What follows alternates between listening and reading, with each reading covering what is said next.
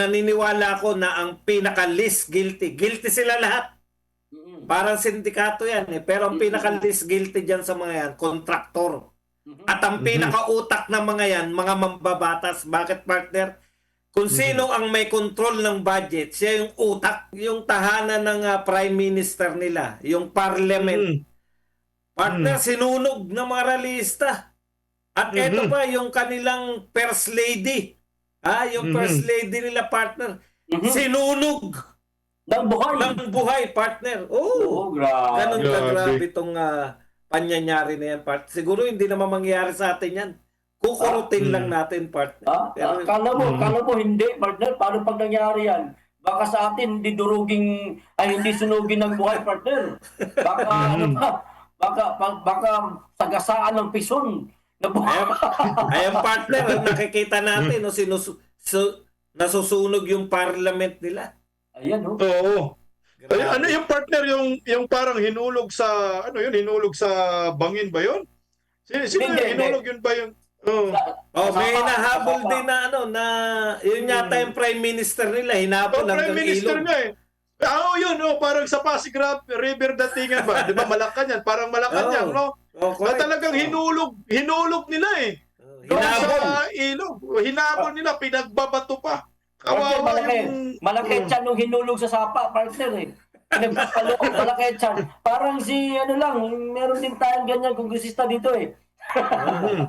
Ganyan. At yung partner, matindi yung sa atin, yung pinaka-finance nila, partner, talagang pinagtulungan ng mga ng mga Nepalese, tinadyakan, pinagpapalo sa likod, kung ano-ano, partner, ganyan kagalit yung mga Nepalese. At mga partner, nag-people power ang Bangladesh, nag-people power na ang Indonesia. Oo, nag-people power na rin ang Nepal. Sino kaya magiging pang-apat na mag-people power, partner? Pero partner sabi ng mga Indonesian dito sa kanilang mga katropa pips sa Nepal, sabi nila ingat tayo dahil napapasukan yung sila daw, pinasukan ng mga ng mga hindi nila katropa, ng mga terorista na sila yung mga nag-looting, partner. Siyempre, alam mo yung mga starter, yung meron lang dyan, lusubin natin to na nag-looting, siyempre iba na medyo hindi naman munyamang mga tao, nakisama na rin. Ayun yung partner yung mapapasukan yung kasi partner yan, hindi organized yung mga yan eh. Yung galit ng tao dyan eh. Ngayon, baka sadyain, magdeklara ng martial law, yun yung nakakatakot kasi tigil ka agad yan, no? Partner, corruption pa rin issue nito, corruption pa rin. Corruption yan, partner. Lahat. Hawa-hawa na, partner. Sa atin, sa Pilipinas, corruption din ang pinag-uusapan. Kailan kaya? Ayun ang tanong-tanong lang, ha? Partner, ito tanong din, partner. Halimbawa, nagalit na ang mga kababayan natin. Lumabas na sa kalsada, ginaya yung nangyari sa Indonesia at saka sa Nepal. Yung nagwala na ang mga tao, halimbawa lang, kwento lang naman ito. No, halimbawa, meron na mga sinunog na mga gusali ng mga tanggapan ng mga elected official at baka meron ng masaktan ng mga elected official din. Sa palagay ninyo, partner, pwede kaya magdeklara ng martial law ang gobyerno? Partner, totoo yan. Yan nga yun eh. Diyan ginagamit yung martial law para magpanatili ng kapayapaan. Kaya nga, maganda rin yung natin, yung mga kilos protesta dito. May yung kumbaga may pagtitimpi pa yung mga tao. Partner, kasi halimbawa, nagdeklara ng martial law si President Bongbong Marcos. Partner, milyon ang tao, milyon ang Pilipino. Ipagpalagay na lang natin, mga partner, 5 million ang makilahok sa ang mga kilusan man. Tayo, partner, nilinaw ko, hindi tayo nag-uudyok ng ganyan, Pinag-uusapan lang natin. Oo, pinag-uusapan lang natin. Halimbawa, 5 million ng mga Pilipino makilahok sa ganyan. Tapos, dami ng mga, ng mga kasundaluhan at mga kapulisan. Mapipigilan kaya ng mga men in uniform, mga partner, ang mga tao? Halimbawa, 5 billion ng bilang. Halimbawa lang naman. Ganito yung partner. Nakita nyo naman sa KOJC, di ba? sa KOJC siege. Mas marami naman talaga yung mga KOJC. Marami rin yung mga taga Davao na supporter ng mga KOJC kahit hindi sila membro. Pero yun nga partner pag naunahan ng takot. Kaya yung martial law kasi mabilisan yan hindi naman unti-unti na pag nag-declare ng martial law, dito lang muna. Hindi partner, buong Pilipinas agad yan.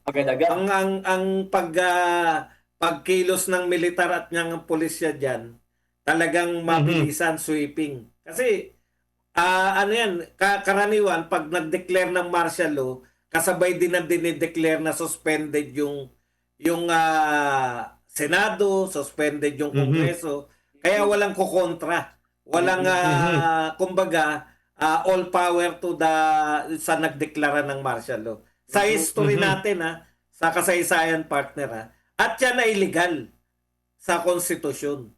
Kaya nakakatakot yung senaryo na yan. Unlike nung sa Mindanao, naranasan din natin nung kay Tatay Digong sa Mindanao. Mindanao wide lang yung martial law doon. At ako, naroon ako sa Mindanao Nung namamasyal ako nun, tuwan-tuwa yung mga taga Mindanao na nag-martial law partner Wala naman tahimik. Ikaw, ganun ka, di ba? Wala tahimik. Ito pa sa partner, dagdag ko pa. Tanong ko lang rin naman ito sa inyo. No, halimbawa, nag-martial law na at hindi talaga mapigilan yung mga kababayan natin. Tapos, gumamit na, halimbawa lang naman, hindi ko sinasabing mangyayari, no? Gumamit na ng dahas itong mga men in uniform. Gumamit na ng mga armas, halimbawa. Meron ng mga nabastroke, meron ng mga naputukan ng armas, no? Tinamaan ng bala. Halimbawa lang, sinasadya man o hindi. Ayan.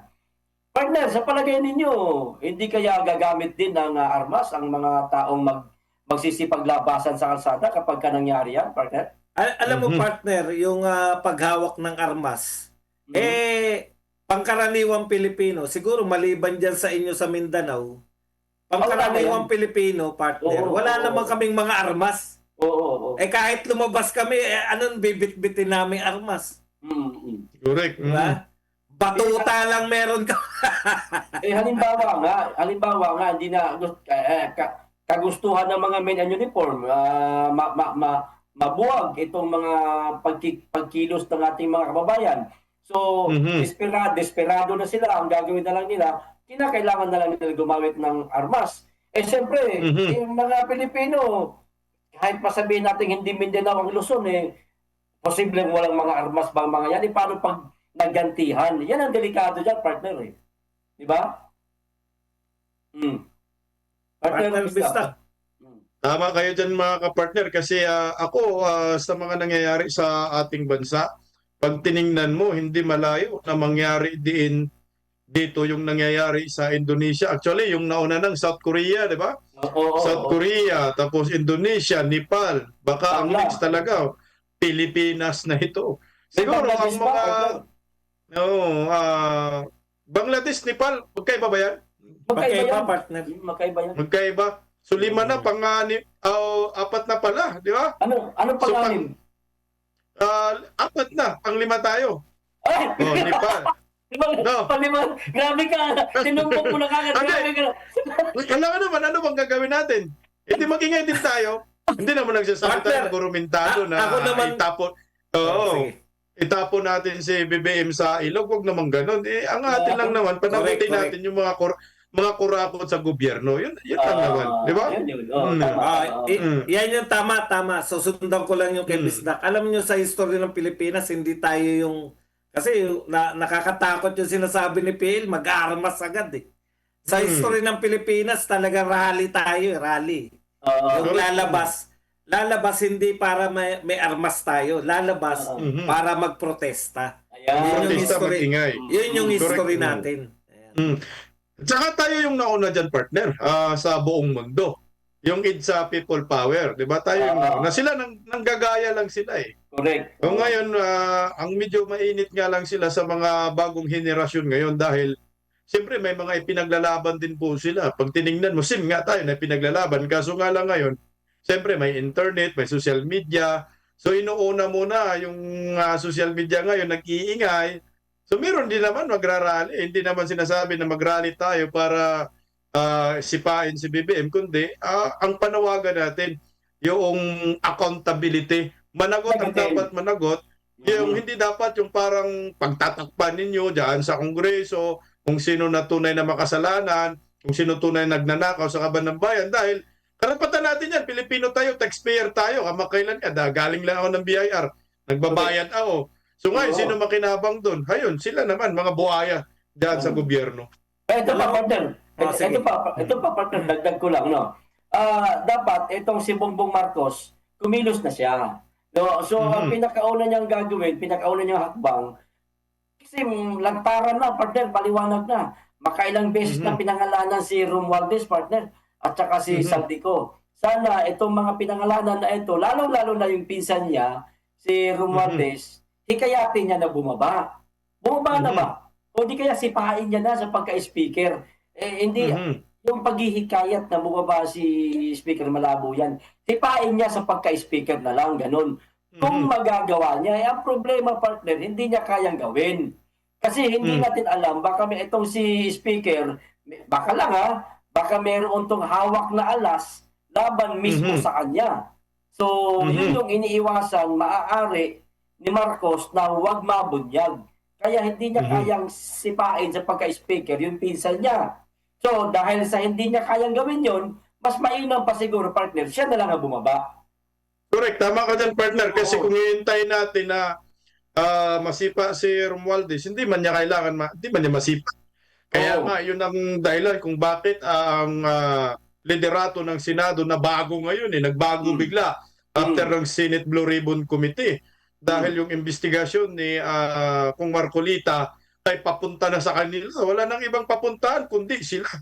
Maganda nga yung ginawa ni Marcolita, hindi sa baba yung pinupuntraya, kundi paakyat. Kasi kaya itong nagsalita si Diskaya dahil ang garanti ni Senador Marcolita dyan, magsabi kayo, magiging state witness kayo, kami bahala sa iyo kasi hindi naman kayo yung most guilty. Meron namang most guilty. So ang paparusahan natin, yung pinakaulo ng sindikato. Kaya nagsalita si Diskaya. Ang problema nga lang, ayun, naon siya at nagulo tuloy ang direksyon ng Blue Ribbon Committee dyan sa Senado, partner. Kaya nangyayari, yan na.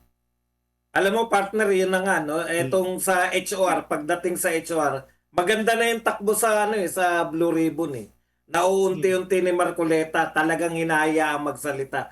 Dito, balik na naman tayo sa HR. Pero, partner, sa positive naman, yung ginagawa nilang pagtatakip, lalong nakakagalit sa tao, partner. Yung, an accidental hero, no? Masasabi natin, accidental hero, hindi sinasadya.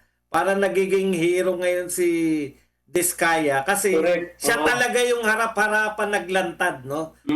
Ako, partner, naniniwala ako si Diskaya talagang may kasalanan talaga, no? Isa siya sa mga isa siya sa mga nangulimbat talaga ng pera ng taong bayan. Sabihin na natin, no? Pero dahil sa ginagawa niya, sabi nga ni partner Bista na hindi naman siya yung most guilty, dapat sinusuportahan tong mga whistleblower na katulad ni at hindi dinidiscourage. Ang problema sa gobyerno, dinidiscourage nyo Sabi nga ni Diskaya, sino pa maglalakas loob na mga kontraktor na magsalita kung tinitignan ng mga kontraktor, ano kaya mangyayari rito kay Diskaya? Ngayon nakikita natin, threaten ninyo, tinatakot ninyo ng kung ano-ano, tapos mukhang makukulong na talaga, talagang mababahag na po yung buntot ng mga... So, in general, parang walang kahinat ng talaga to kung hindi galitin lang yung mga tao. At sa akin, partner, positive yun kasi lantaran na Alam na ng mga tao na magkakasabwat yung congressman, pati may senador, naniniwala talaga ako na may senador, partner. Senador, congressman, itong mga kontraktor at saka yung mga tao ng gobyerno. Partner, punta tayo sa opinion mo, partner, para ito lang yung pinag-uusapan natin. Ito mga kababayan, hindi po nalalayo yung issue natin ngayon dito sa maanumalyang flood control project at higit sa lahat sa malalang korupsyon. Wala pong pinagkaiba ito ha. Itutuloy na namin sa mga iba pang paksa pero ganun din ang kahantungan ito. O tulad itong opinion mo, sino ang mas may pananagutan sa maanumalyang flood control projects? Kontraktor o opisyal ng gobyerno? Ayan mga partner, ang ganda ng tanong. Partner Badong, ano ba? Ako po, naniniwala ako na ang pinaka-least guilty. Guilty sila lahat. Parang sindikato yan eh. Pero ang pinaka-least guilty dyan sa mga yan, kontraktor. At ang pinaka-utak ng mga yan, mga mambabatas. Bakit partner? Kung sino ang may control ng budget, siya yung utak. Yeah, no. Correct. Partner Bisla. Tama, kasi ang dapat yan ang tingnan ng mga, kaso nga lang ang problema kasi dito sa mga kongresista, sila kasi ang tinatamaan dito. Natural, hindi po nila entertainin yung mga Diskaya na magiging state witness. Kasi pag nagiging state witness itong si Diskaya, panigurado, ang mananagot dito yung mga kongresista, mga mambabatas. Itong si Diskaya, list yung pananagutan at ang dapat makulong ay yung mga mambabatas. Tama ka dyan, partner Badong. Talagang ang pinaka-most guilty dito, mga mambabatas, dahil unang-una, yung budget nagsisimula sa kanila, yung mga insertion, sila yung mga gumagawa. Hindi po pwede sabihin mo na ang most guilty itong mga kontraktor. Kagaya yung sinasabi ni Diskaya, napipilitan na kaming magbigay kasi yun na yung kalakalan. Hindi po matutuloy yung proyekto namin kung hindi kami magbibigay. Mantakin mo yung 25 to 30%. Yung kinukuha ng mga kongresista sa kanila. Siyempre, ikaw, negosyante, maglalaro ka na lang din kasi anak buhay mo yan eh. Paano ka kikita? Kung hindi ka sasabay sa kanilang ginagawa na hindi kaya-aya, kumbaga, korupsyon ang hanap nila eh. Kaya ina-award sa'yo yung kontrata, ikaw nanalo, sinusundan ka ng mga buhaya. Magbigay ka o hindi. Pag hindi ka magbibigay, yari ka, walang proyektong mangyayari. Ito yung sinasabi ni Diskaya. Kaya pag tinitingnan mo, sino yung pinaka-most guilty? Mambabatas. Kasama na siguro yung Pangulo dyan dahil hinayaan lang yan itong korupsyon. Correct, tama ka dyan. Partner Bisla, susugan ko lang yung sinabi mo na maliban dyan sa mga kongresista na nasasangkot ngayon sa maanumalyang flood control project, dapat ang mismong presidente ng Pilipinas, mga partner, no? Isa sa mga managot ito kasi, lalong-lalo na ngayon mga partner, parang nagugas kamay na itong presidente natin eh.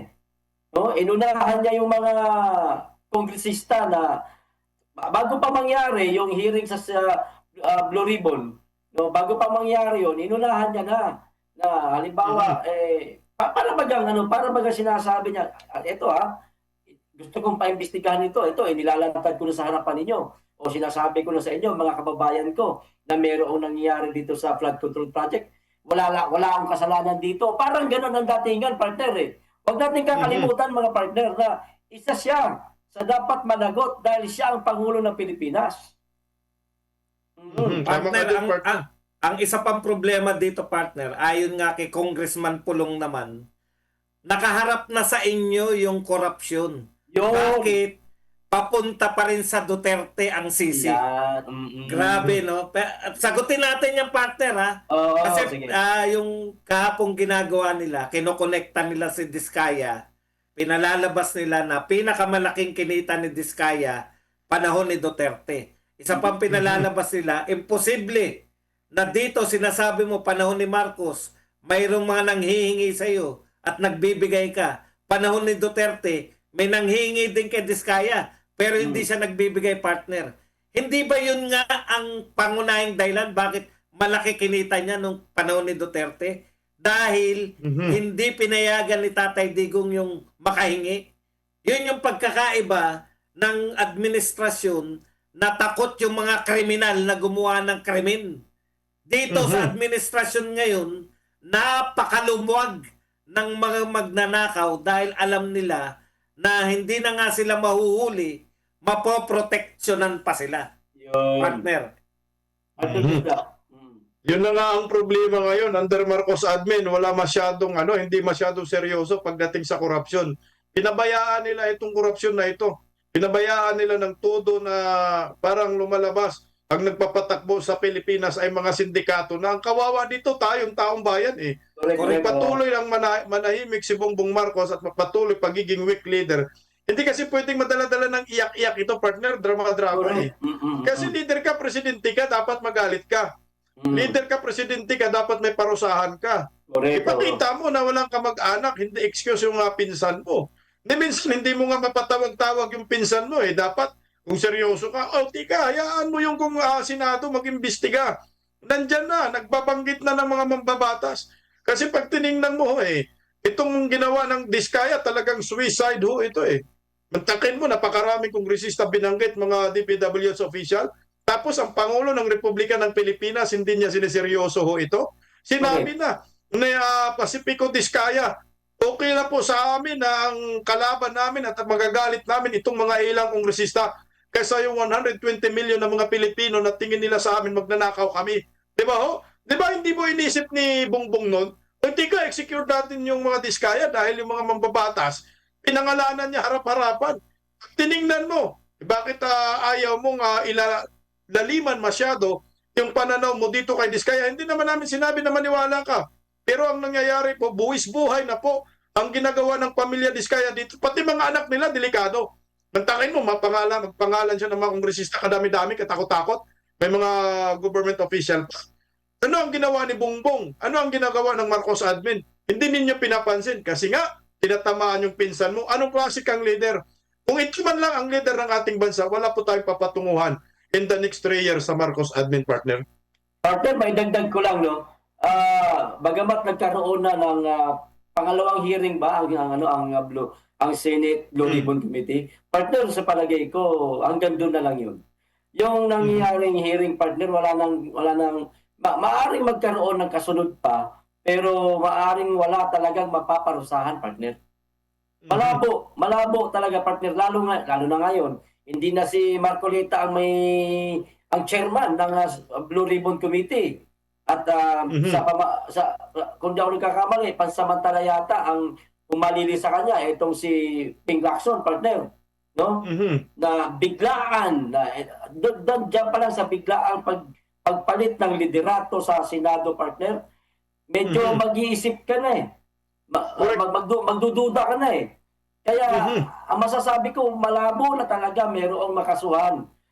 Ito, hamon ko na rin ito sa mga senador, lalong-lalo diyan sa bagong pamunuan ng senador, bagong Senate President, si Tito Soto. Sir, kung talagang para kayo sa bayan, total kayo na ang bagong Senate President, baka sampulan niyo naman po, sir, yung mga magnanakaw na mga yung iba nadadawit, mga hindi nadadawit, talagang totoo na, pinangalanan pa, mga congressman.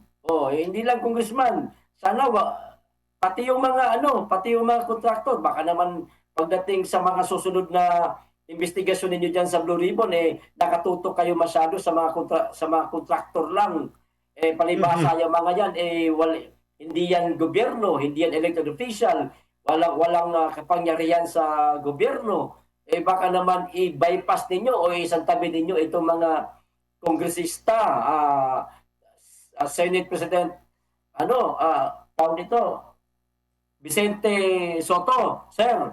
Sana panagutin nyo rin po itong mga congressman para maging patas po kayo sa paningin ng ating mga kababayan at di masabi ng ating mga kababayan na kayo natatakot sa mga kongresista at meron lang kayong kinikilingan. Di ba mga partner? Isa yan sa concern ko, mga partner. Partner, ako, dagdagan ko lang ng konti, no? Ang tingin ko rito na underestimate ni BBM yung galit ng mga Pilipino, no? Ayan, kasi ang dami ng instance na ang ginagawa ni BBM. Kasi at tingin ko wala talaga siyang balak lutasin. Yan. Katulad ng mga naunang problema ng Pilipinas, partner. Wala talaga silang balak lutasin. Kaya lang nakakalusot sila nun kasi, halimbawa, bigyan natin na halimbawa, yung JAA. Putok na putok yun. Galit ng mga tao. Bakit may fill in the blanks kayo sa JAA? Biglang pinahuli si Tatay Digong. Nakalimutan na natin yung galit sa JAA. Nagalit tayo dito kay Tatay Digong. Alam mo yung partner, tinatabunan ni BBM ng issue, ng panibago pang issue, yung issue ng malaki. Pero na-underestimate niya yung magiging galit ng tao rito. Ang inaakala niya, ang magagalit pa rin yung mga Duterte lang. Ngayon po lahat, celebrity, lahat ng mga, pati po yung mga media na kakampi nila, kinakailangan magkunwaring nagagalit, partner. Kasi kung tayo pa rin ang hahayaan nila, ang problema, ang pagkakaiba nun, sa mga naunang issue, mga Duterte lang yung nagagalit. Magkakakampi sila lahat. Dito, partner, pati yung mga kakampi nilang media, kinakailangan magpanggap na galit din, partner. Kasi mawawalan na sila ng suporta sa mga tao. Lalo na, may issue yung media na sila ay bayaran. Sabi ka dyan mga kapartner. Tingnan mo ha, ako sa totoo lang, kung seryoso talaga si Bongbong, itong pamilyang Diskaya, papadalhan ko agad to ng mga militar. Sa akin lang. Papadalhan ko to ng mga security, mga police personnel. Kasi ang daming pinangalanan eh. Kasi bibigyan natin ng benefit of the doubt. Itong si Diskaya, maraming pinangalanan. So ngayon, sabihin na lang natin, merong dyan, kumbaga disgrasya lang na pangalanan, pero hindi po pwede na sabihin natin, yung ibang napangalanan dyan ay gawa-gawa lang na Diskaya. Ang linaw ng sinasabi niya, may ledger siya, may invoice. Di ba po pwede kung ikaw presidente, ano mo, secure mo yung pamilyang Diskaya. Oh, di pwede, maraming mga pinangalanan. Under custody muna sila ng kapulisan at militar. Kasi lahat pinangalanan.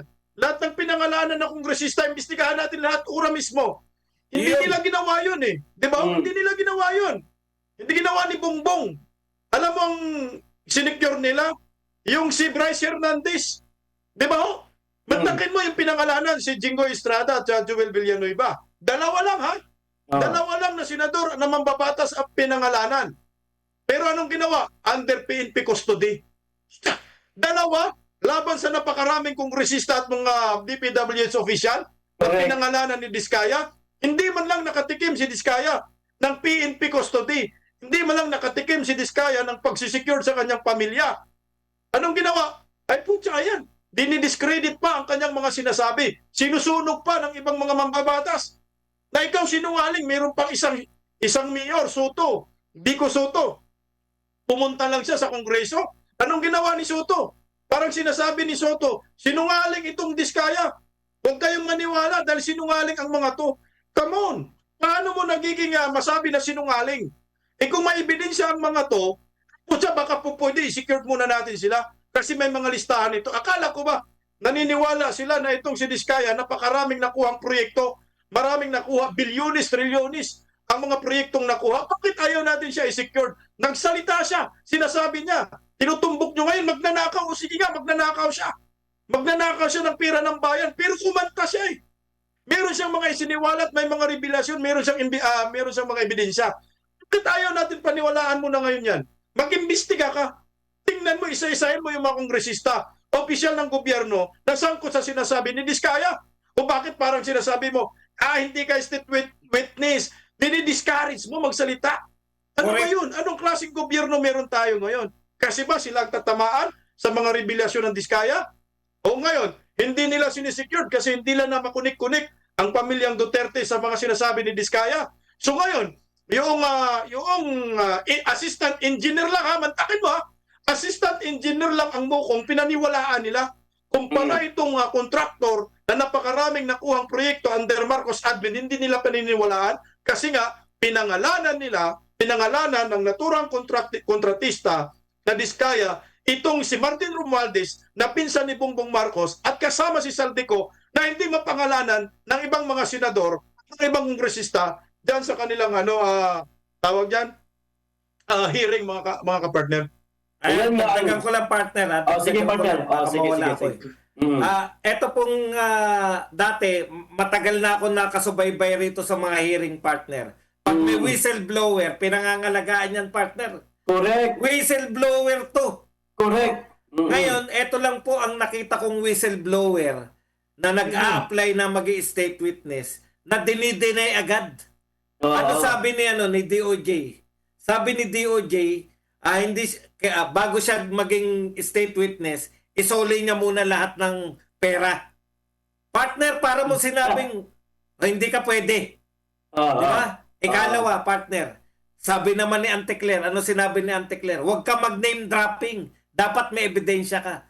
Alam mo, Auntie Claire, abogado ka. Alam mo na ang ebidensya ay hindi lang material, hindi lang physical evidence. Meron din tinatawag na testimonial evidence. Correct. Ang ginawa ni Diskaya ay testimonial evidence. Ano sinasabi mong may ebidensya? Yung salita niya mismo ang ebidensya niya. Partner. Tapos dito kahapon, anong sinasabi nila kay Diskaya? 'Di ba? Makukulong ka habang buhay. Yan ay ang umamin ka. Ang ginawa mong salaysay ay pag-amin na ikaw ay plunderer. Kaya payag ka ba na makukulong ka? Payag ka ba na naisip mo ba na makukulong? Tinatakot, partner. Correct. Tinatakot. Ito ang gusto nilang ipakita na pag may sumunod kay Diskaya, ganito ang sasapitin nyo. Manghingi kayo. Dapat yan, matik yan, partner. Dahil hindi siya yung most guilty, matik dapat na siya ay state witness natin. Dahil marami siyang alam. Ngayon, yung ibang maraming alam, ay ganyan pala mangyayari sa amin. Papakulong pa yung partner, tandaan natin. Kaya partner, maganda na yung nasimulan ni Marcolita. Sabi ni Marcolita, kayo mga kontratista, kumanta kayo. Sabihin na po ninyo kung sino yung mga kasabwat ninyo. Sabihin na po ninyo sino ang puno. Kaya nga lumabas itong mga to dahil kay Marcolita naniwala eh. Naniwala si Diskaya kaya nga nagbanggit ng mga pangalan ng mga mambabatas dahil alam ng taong bayan. Hindi lang kontraktor ang may kasalanan. Hindi kontraktor ang most guilty. Hindi lang DPWH ang most guilty. Kundi itong mga kongresista na nagbibigay proyekto sa mga kontratista. Ito po yun. Bilyon-bilyon mga insertion. So ngayon, may lumabas, may lumutang. Anong ginawa? Tinatakot. Makulong ka. Makulong ka ng habang buhay. Tika lang, hindi po pwede. Diba? Bakit makukulong kami? Gusto nga namin mag-testify at magsabi kami ng katotohanan kung sino yung mga kongresista na nandito. Mantakin mo ha, itong mga kontraktor gumagastos diyan kahit paano kasi negosyo. Pag tinitingnan po, ang mas malaking kita, mga kongresista, wala naman silang ginagastos, kundi kukuha lang ng pera. Di ba? Kaya nga, partner, eto na. Wala na tayong aasahan dyan sa investigasyon na yan. Kahit nga mismo sa kalagitnaan ng hearing, partner, gusto pa rin nilang ilihis ang issue. No? Kasi meron silang pinagtatakpan na mga sabihin natin, amo nila, partner, na ang pangalan ay nabanggit na mismo sa Blue Ribbon Committee. Maaaring yon ang mga pinagtatakpan nilang partner. Kaya nga, paano ko nasabi nililis pa nila ang issue sa kalagitnaan ng investigasyon? Anong ginawa nila kay Jinggoy? Kay Joel Villanueva? Pinagbintangan nila na di umano'y nakatanggap din pala o nagpaluwag din pala na gano'ng kalaking halaga. Mga partner, di ba gay malinaw na panlilihis lang yun sa issue, mga partner? Kaya kinakailangan na talaga, partner, magsalita na ang taong bayan. Paano? Lumabas tayo sa kalsada. Hindi naman natin sinasabi na pataksikin natin si Marcos. Yung sa atin lang, panagutin ni Marcos lahat ng mga nasasangkot dito. Yun lang. Depende na yan, partner, sa kung ano pang isisigaw ng ating mga kababayan. Pero para sa atin, tayo bilang isang birada agila, yun lang talaga ang gusto natin, partner. Bahala na ang ibang tao dyan. Ako naman, partner, hindi ko rin naman sinasara na may involved ding mga senador. Huwag niyo sana. Wala naman tayo ron eh. Di ba? Correct. Partner, linawin natin na hindi po tayo nagtatawag dito ng people power. Baka damputin tayo mamaya pagkatapos natin ang live. Ang atin lang dito yung freedom of expression at freedom of speech dahil sa demokrasyang bansa ko. Tayo kagaya yung mga kaliwa, nagrarally nga ho sila, nananakit pa ho sila. Correct. Kung nagawa nila yun, pwede rin natin gawin mga ordinaryong Pilipino na wala tayong organisasyon na sinasalihan na manggugulo. Tayo po mga ordinaryong Pilipino na gustong magsalita at ipahayag ang ating damdamin sa nangyayari sa bansang ito na puno ng mga buhaya. Grabing buhaya ngayon, halo-halo yung lahi eh. Ang dami palang buhaya eh. Mantakit mo, hindi lang palang buhaya galing sa Luzon. Hindi lang palang buhaya galing sa Mindanao. Hindi lang talaga ang buhaya galing sa Visayas, kundi ang buhaya lahat ng lugar sa bansa may mga buhaya. Grabe. Meron pang buhaya, partner, na pampihirang buhaya na yan. Malapit sa Pasig River.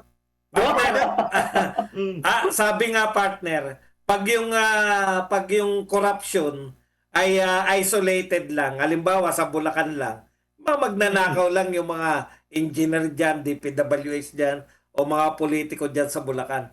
Pero partner, kung may kasalanan, yung mga politiko, doon lang isolated eh. Pero partner, pag buong kapuluan na partner, ang mga Ibang usapan magnanakaw, ibang usapan na yan. Meron ng pananagutan dyan yung namumuno sa buong Pilipinas. Correct. Dahil, partner, halimbawa, boss ako, nakita ko yung driver ko, puta, bilyonaryo na yung driver ko. Ha? Nakakapagnakaw pala, driver ko lang, nagiging bilyonaryo, ako pa kaya? Hindi naman nahuhuli. Ano mo yung partner, hindi ka naman mahuhuli. Kundi, poproteksyonan ka pa. Bakit ka hindi magnanakaw? Last na lang partner. Kami po, kung sumasama kami sa rally, alam po namin yung grupo na sinasamahan namin. Correct. Yung grupo po na sinasamahan namin, hindi po yung nanlulusob ng mga property. Hindi po yung mga nagpipintura ng mga property. Yung grupo po na nagpapahayag ng mapayapa. Nagagalit kami, yun po bahagi po yun ng payapang pamamahayag.